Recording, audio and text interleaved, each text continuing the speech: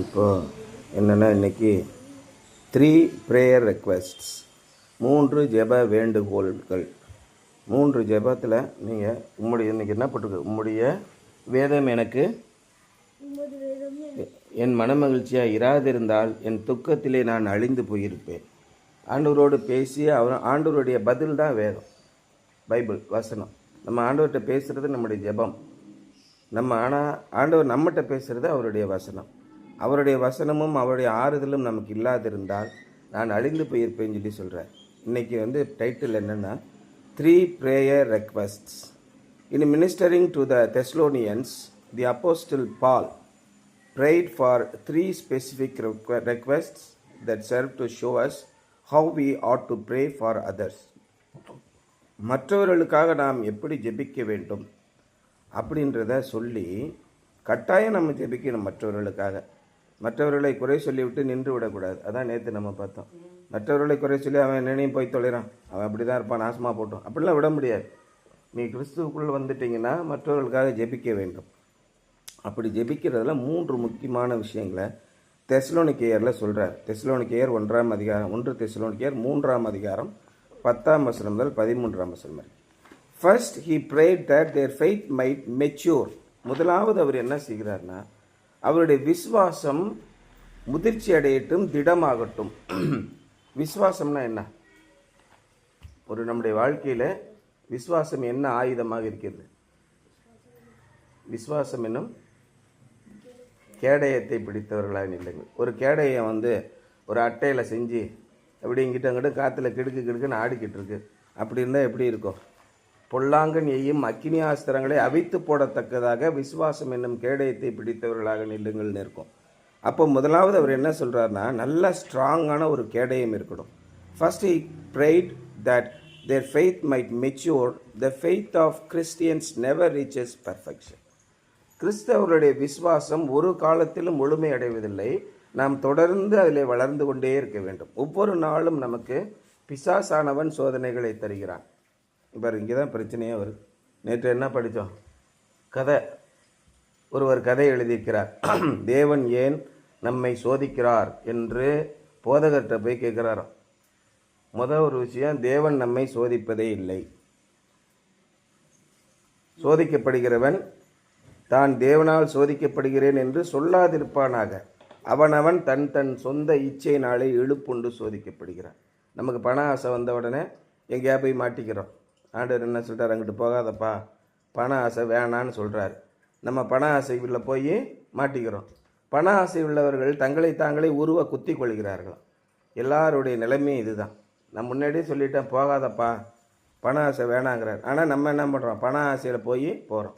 ஆதாம் ஏவாளுக்கு ஆண்டவர் சோதனையை கொடுத்தாரா? யார் சோதனையை கொடுத்தாரு? போத்திபார் வீட்டில் யோசேப்புக்கு யார் சோதனை கொடுத்தா? தானியேலுக்கு யார் சோதனை கொடுத்தா?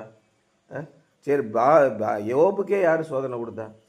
எல்லாரும் ஆண்டவர் கொடுத்தாருன்னு சொல்லலாம். இங்கே பாரு, அவன் உயிரை மட்டும் விடு, வேறு எதுவும் பண்ணாது.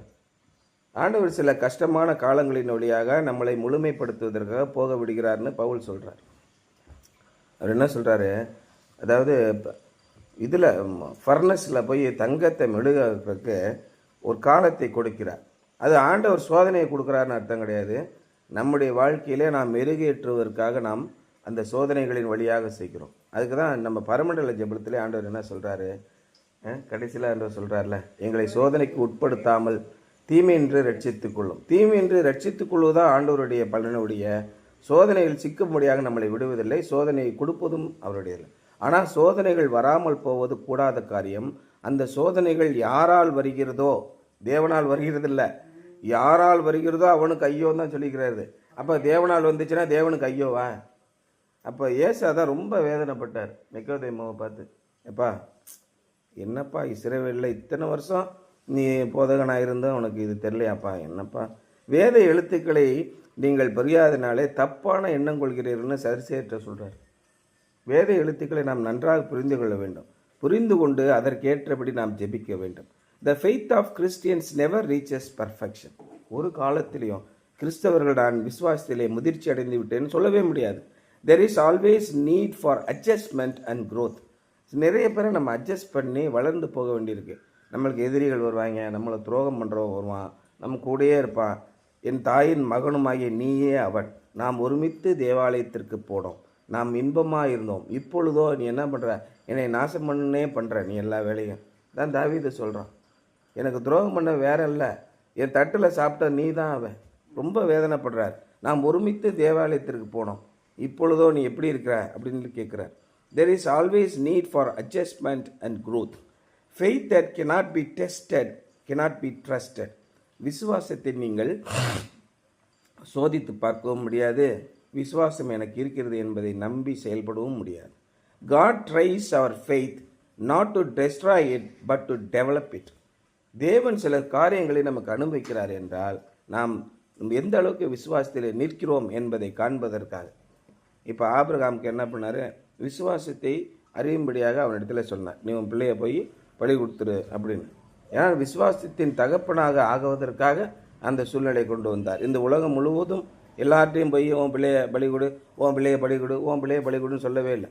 ஏன்னா ஆண்டவருக்கு ஆபிரகாமை பற்றி தெரியும், நாம் யார் என்று தெரியும். அதான் அவன் பைபிளில் சங்கீதத்தில் போட்டிருக்கு, அவர் நாம் மண் என்று நினைவு கூறுகிறார். நம்மை பற்றி என்ன தெரியும் நமக்கு. அதான் பவுல் சொல்கிறாரு, மனுஷருக்கு நேரிடுகிற சோதனைகளை அல்லாமல் வேறு சோதனைகள் உங்களுக்கு வருவதில்லை. உனக்கு என்ன ஏதோ 8th படிக்கிற பசங்களுக்கு 8th எக்ஸாம் தான் வரும், 10th படிக்கிற பசங்களுக்கு 10th எக்ஸாம் தான் வரும். நீ 8th எக்ஸாமில் பாஸ் பண்ணுறியான்ற அளவுக்கு உங்களுக்கு சோதனைகளை தேவன் அனுமதிப்பார். தேவன் கொடுக்க மாட்டார். சோதனைகள் சோதனைக்காரனால் வரும், அதை அனுமதிப்பார். டீச்சர் எக்ஸாமினேஷன் கொடுக்குறாங்களா? எக்ஸாமினேஷன் பாடி எக்ஸாமினேஷன் கொடுக்குறா. இன்றைக்கி உங்களுக்கு யார் எக்ஸாமினேஷன் கொடுத்தது? ஜேஇக்கு ஜேஇ இருக்குல்ல, அது எக்ஸாமினேஷன் நடத்துகிறது யார்? National testing academy. அவன் தான் நடத்துகிறான். அவன் எக்ஸாமினேஷன் நடத்துகிறான். அவன் தான் பிசாசு அப்படின்னு நினச்சிக்கிற வேண்டிதான். அப்போ சோதனைகள் யாரால் வருகிறதோ அவர்களுக்கு ஐயோன்னு ஆண்டவர் சொல்கிறார். அப்போ இந்த சோதனைகளை ஏன் தேவன் அனுமதிக்கிறார் என்றால் நீங்கள் அடுத்த கட்டத்துக்கு போகணும். God tries our faith not to destroy it but to develop it. நீங்கள் இந்த எக்ஸாமினேஷனில் பாஸ் பண்ணிட்டீங்கன்னா you will be in the next higher stage இல்லையா? அதற்காகத்தான் ஆண்டவர் சில சோதனைகளை அனுமதிக்கிறார். நீங்கள் எல்லா சோதனைகளிலும் ஆண்டவரை பற்றி கொண்டிருந்தீர்கள் என்றால் நிச்சயமாக மெளிர்வீர்கள், நல்ல வெற்றிகரமாக வருவீர்கள். Second, Paul prayed that their love might abound. ஒன்று, விசுவாசம் வளர வேண்டும் என்று ஜெபித்தார். இரண்டாவது, அவருடைய அன்பு நிறைவடைய வேண்டும் என்று அவர் ஜெபிக்கிறார். When I counsel young couples in preparation for marriage, I often ask the man, if your wife became paralyzed 3 weeks after you were married, do you love her enough to stay with her and care for her? எப்பொழுதுமே நான் திருமணத்திற்கு முன்பாக நம்ம சர்ச்சிலலாம் ஆலோசனை சொல்லுவாங்க. எப்பயுமே திருமண ஆலோசனைன்னு சொல்லி சீனியர் யாராவது ஒருத்தங்க மூப்பர்கள் நடத்துவாங்க, இல்லை ஆயரே நடத்துவாங்க. அப்படி இவர் நடத்தும்போது இவர் எப்பயுமே புதுசாக திருமணமாக போகிறவர்களிடத்தில் கேட்பார், உன்னுடைய மனைவி திருமணமாகி 3 வாரங்களிலே கை கால் விளங்காமல் போயிடுச்சுன்னா நீ அவளை அப்பொழுதும் நீ அன்பாக நேசிப்பாயா என்று கேட்பார். True love deepens in times of difficulty. உண்மையான அன்பு எப்போ வரும்னா கஷ்டமான காலங்களில் தான் அது இன்னும் ஆழமாக வளரும். Shallow romance disappears when difficulties appear. கஷ்டங்கள் தோன்றும் போது மேம்பாட இருக்கிற அன்பு என்ன ஆகும்? மாறி போய்விடும்.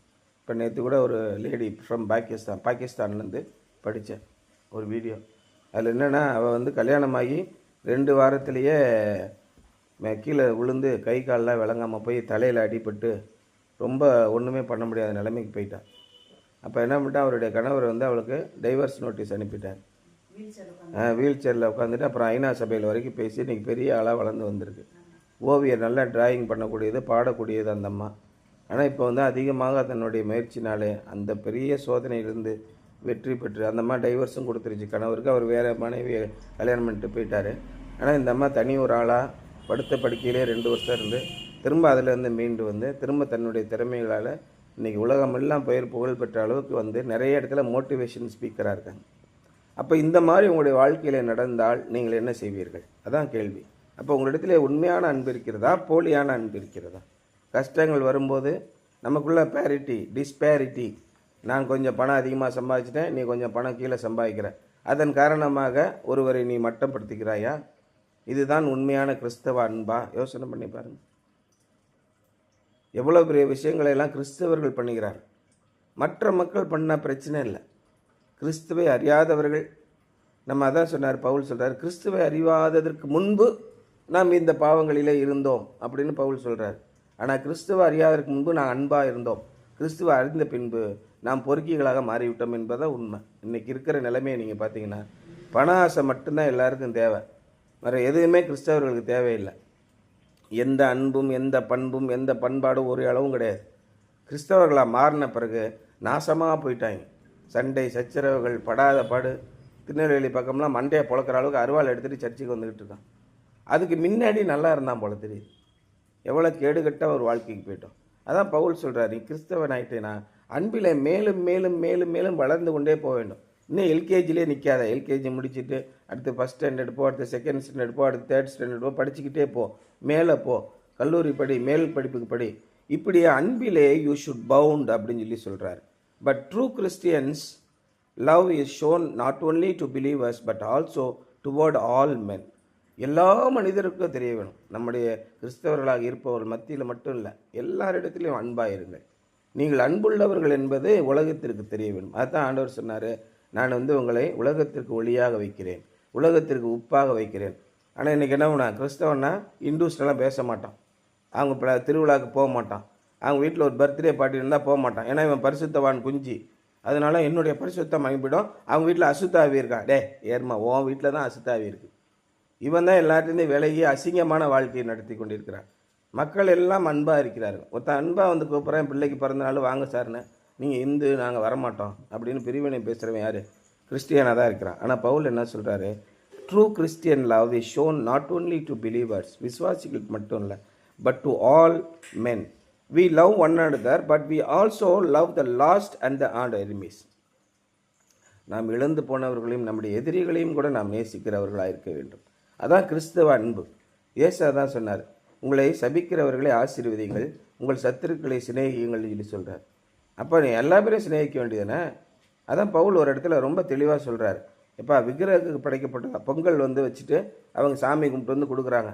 சார் நீங்கள் பொங்கல் சாப்பிடுங்க, கொண்டாங்க, நல்லா இருக்கீங்களா, பொங்கல் நல்லா டேஸ்ட்டாக இருக்கா, சாப்பிடுங்க. அதான் விசுவாசம்னா உங்களுக்கு இருக்கே, பிசாசானவன் ஒன்றுமில்லை என்று. ஆனால் நீங்கள் கோயிலில் போய் சாப்பிடும்போது அவிசுவாசி ஒருவன் உங்களை பார்க்கும்போது பார்த்தியா, அந்த சாமியை கும்பிட்டு இந்த சாமியை சொல்லாத படிக்கு நீங்கள் இடரலாக இராத படிக்கு இருங்கள்னு சொல்கிறார். அன்பு ரொம்ப முக்கியம்.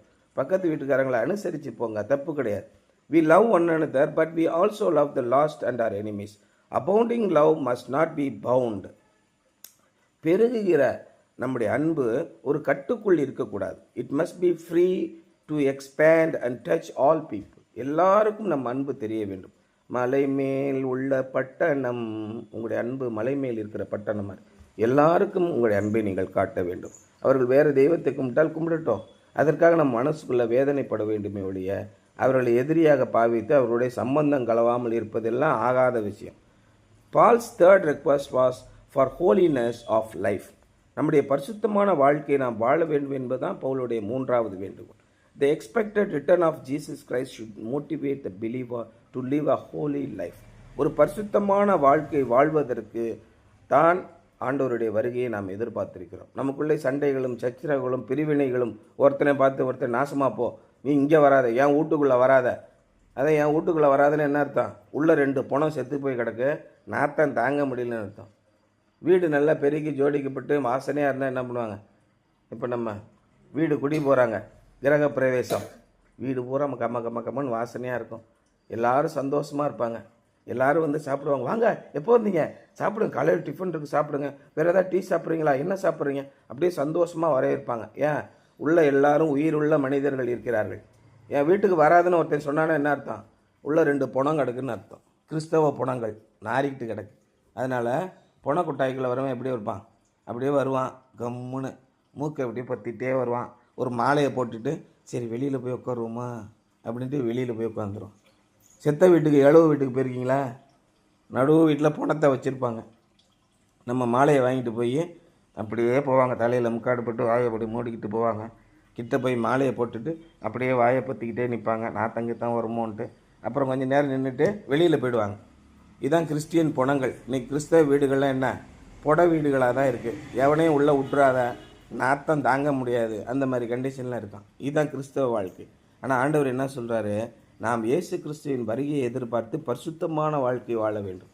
எல்லாருக்கும் நீங்கள் அன்போடு இருங்க, எல்லார்ட்டையும் பழகுங்க, எல்லார்ட்டையும் சந்தோஷமாக இருங்க. இதுதான் கிறிஸ்துவ வாழ்க்கை. Paul's prayers for his friends were not careless or occasional.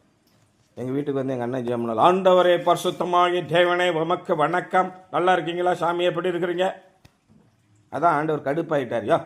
சும்மா போட்டுக்கிட்டு பார்வைக்கு நீண்ட ஜெபம் பண்ண வேண்டியது, விதவைகளின் வீடுகளை போய் பட்சிக்க வேண்டியது, இதான் என் பொழப்பா அப்படின்னு ஆண்டவர் இதை தான் சொல்கிறார். உங்களுடைய ஜெபம் உப்பால் சாரமேறினதாக இருக்க வேண்டும்.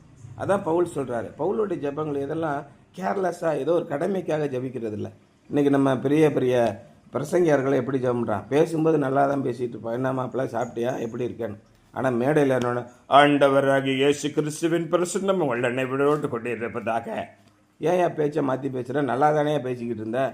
அங்கே போன உடனே என்னன்னு தெரில மாப்பிள்ள, இந்த சேரில் உட்காந்தவுடனே ஒரு மாதிரியாக இருக்குன்னு முத்து படத்தில் சொல்லுவான் பாரு, அது மாதிரி மேலே ஏறினவுடனே அவனுக்கு குரலெல்லாம் மாறி போய்டும். கஷா மூச்சாம்மா, என்னத்துக்கடா இப்படி பேசுகிறீங்க, சாதாரண சகோதரி எடுத்தானே பேச போகிறீங்க, மேடையில் ஏறி மைக்கை பிடிச்ச உடனே பைத்தியக்காரன் ஆகிட்டியா? இதுதான் இன்றைக்கி கிறிஸ்தவ வாழ்க்கையுடைய மாய்மாலங்கள். இதைத்தான் பவுல் வெறுக்கிறார். எப்போ அன்பிலே வளருங்கள், அன்போடு கூட இருங்கள், தேவனோடு வாழ்க்கையை நடத்துங்கள், பரிசுத்தமாக இருங்கள், விசுவாசத்திலே உறுதியாய் நிலைத்திருங்கள், மேலும் மேலும் வளருங்கள். இந்த 3 விஷயத்தை தான் பவுல் சொல்கிறார். Paul's prayers for his friends were not careless or occasional. He prayed night and day. True prayer is hard work. Sir night and day ஜெபம் பண்ணிவிட்டு அவர் எப்படி சார் ஊழியத்துக்கு போனார், சோறு தீங்களா, கக்கிசு பழையா அப்படின்னு நிறைய பேர் கேட்பாங்க. நீங்கள் நிற்கும் போதும், நடக்கும் போதும், உட்காரும் போதும், படுத்து கொள்ளும் போதும் இவற்றை தியானித்து கொண்டே இருங்க. ஆண்டவரோடு பேசிக்கிட்டே போங்க. அதான ஜெபம். ஏனோக்கு 936 வருஷம் ஆண்டவரோட சஞ்சரிக்கலையா? அது மாதிரி தான் நீங்கள் போகும்போது உங்களுடைய வேலைகள் இருக்கும்போது ஆண்டவர்கிட்ட பேசிக்கிட்டு, ஆண்டவரே இந்த பிள்ளை வேற இப்படி போயிட்டுருக்கு, என்ன பண்ணுறதுன்னு தெரில சாமி, கொஞ்சம் பாருங்கள். அப்படியே போய்கிட்டு இருக்கும்போது ஜெபம் பண்ணுங்க. ஆண்டவர் அதெல்லாம் கிடையாது, நீ நின்று முழங்கால் போட்டு ஜெபம் பண்ணாதான் கேட்பேன், இல்லைன்னா கேட்க மாட்டேன்னு சொல்கிறாரா? ஆண்டவரோடு சந்தோஷமான வாழ்க்கை, பரிசுத்தமான வாழ்க்கை, அன்பினால் நிறைந்த வாழ்க்கை. உங்களுடைய வாழ்க்கைக்கு நிம்மதி கிடைக்குன்னா நீங்கள் ஸ்கூலில் போகும்போது ஜெபம் பண்ணிக்கிட்டே போங்க, அப்படியே போக ஜெபம் பண்ணிக்கிட்டு போங்க, பேசிக்கிட்டே போங்க ஆண்டவரோடு. இதுதான் ஆண்டவருடைய வாழும் வாழ்க்கை. இந்த 3 ஜெபங்களைத்தான் பவுல் சொல்கிறார். இன்றைக்கு நாம் படிக்க வேண்டியது கொலோசியர் 4ஆம் அதிகாரம் 12ஆம் வசனம். எப்பாஃப்ராஸ் is always wrestling in prayer for you, that you may stand firm in all the will of God, mature and fully assured. எப்பாப்ராத்துன்னு ஒருத்தர் இருந்தான். அவன் தீத்து 3 பேரும். எப்பாப்ராத்து வந்து ரொம்ப உடல் நலம் முடியாதவன், ஆனாலும் பவுலோட கூட இருந்து எல்லா விதத்திலும் உதவியாக இருந்தான். அவன் ஆமாம், நீங்கள் தேவனுக்கு சித்தமானவைகள் எல்லாவற்றிலும் தேர்ந்தவர்களாயும் பூரண நிச்சயமுள்ளவர்களாயும் நிலைநிற்க வேண்டும் என்று தன் ஜெபங்களில் உங்களுக்காக எப்பொழுதும் போராடிக்கிட்டே இருக்கான். ஒரு சபையை நீங்கள் கட்ட வேண்டும், ஒரு குடும்பத்தை கட்ட வேண்டும்னா நம்ம ஜெபத்திலே நிலைத்திருக்க வேண்டும். எந்த விஷயம் பிரச்சனை நடந்துச்சுன்னா ஆண்டவர்கிட்ட போய் சொல்லுங்கள். ஆண்டவரே இந்த மாதிரி பிரச்சனை நடக்குது, என்ன பண்ணுறதுக்கு தீர்வு கொடுங்க அப்படின்னு கேளுங்க. ஆண்டவர் அற்புதமான கொடுப்பார். நம்முடைய சுய அறிவினாலே நம்ம எடுக்க நினைச்சோம்னா, முடிவை எடுக்க வேண்டும் அப்படின்னு நினைச்சோம்னா தப்பாக நம்ம முடிவு எடுப்போம். ஆண்டவரிடத்தில் போய் சொல்லி, ஆண்டவரே நான் என்ன முடிவு எடுக்கட்டும், இந்த மாதிரி பிரச்சனையாக இருக்குது, எனக்கு உதவி செய்யுங்கன்னு சொல்லி கேட்கும்போது ஆண்டவர் அற்புதமான தீர்வுகளை தருவார். அதுதான் தெய்வீக ஞானம், அது உங்களுக்கு கிடைக்கும். அந்த தெய்வீக ஞானத்தினாலே நாம் நிறைந்திருக்க வேண்டும். இந்த 3 ஜெபம், விசுவாசம், அன்பு, பரிசுத்தம், இந்த 3க்கான ஜெபத்தை ஜெபிக்க வேண்டும். இன்றையோட ஆக்ஷன் அசைன்மெண்ட் என்னென்னா, try to pray fervently for 5 minutes. ஆண்டவரோடு கூட பேசிக்கிட்டே இருங்க. ஆண்டவரே நான் என்ன செய்யட்டும் எனக்கு சொல்லுங்கள். இப்போ சர்ச்சில் போய் நம்ம முழங்கால் போட்டு ஜெபம் பண்ணுறோம், ஏன் அது நடக்குது? ஆண்டவர்கிட்ட டைரெக்டாக நீங்கள் பேசுகிறீங்க. அது மாதிரி நீங்கள் நடக்கும்போது ஆண்டவர்கிட்ட பேசுங்க. ஆண்டவர் என்ன நடக்குதுன்னே தெரியல, ஏன் என்னுடைய பிஸ்னஸில் இப்படி இருக்குது, ஏன் என்னுடைய வாழ்க்கையில் எப்படி இருக்குது, ஏன் என்னுடைய நடக்கையில் எப்படி இருக்குது, ஆண்டவரே எனக்கு உதவி செய்யுங்க. எனக்கு எதிராளிகள் அதிகமாக இருக்கிறார்கள், ஆண்டவரே காரணம் இல்லாமல் என்னை பகைக்கிறவர்கள் அதிகமாக இருக்கிறாங்க. தாவீதோட ஜெபம்லாம் பாருங்களேன். உங்களுக்கு ஜெபிக்க தெரியலன்னா சங்கீதத்தை எடுத்து படிங்க, வேலை முடிஞ்சு போச்சு. தாவீதோட ஜெபம்லாம் ஊக்கமான ஜெபம். அதான் இயேசு சொல்கிறார், ஊக்கமாக ஜெபியுங்கள். சில வகை பிசாசுகள் ஜெபத்தினாலும் உபவாசத்தினாலுமே எல்லாமல் வேறு எவ்விதத்தினாலும் உங்களை விட்டு போகாதுன்னு சொல்லி சொல்கிறேன். ஆகவே நாம் 3 விதமான ஜெபம் செய்ய வேண்டும். நாம் விசுவாசத்திலே நிலைத்திருக்க வேண்டும், அன்பிலே நிறைந்தவர்களாக இருக்க வேண்டும், பரிசுத்தமானவர்களாக வாழ வேண்டும் தான் இன்றைய சிந்தனை. சரியா?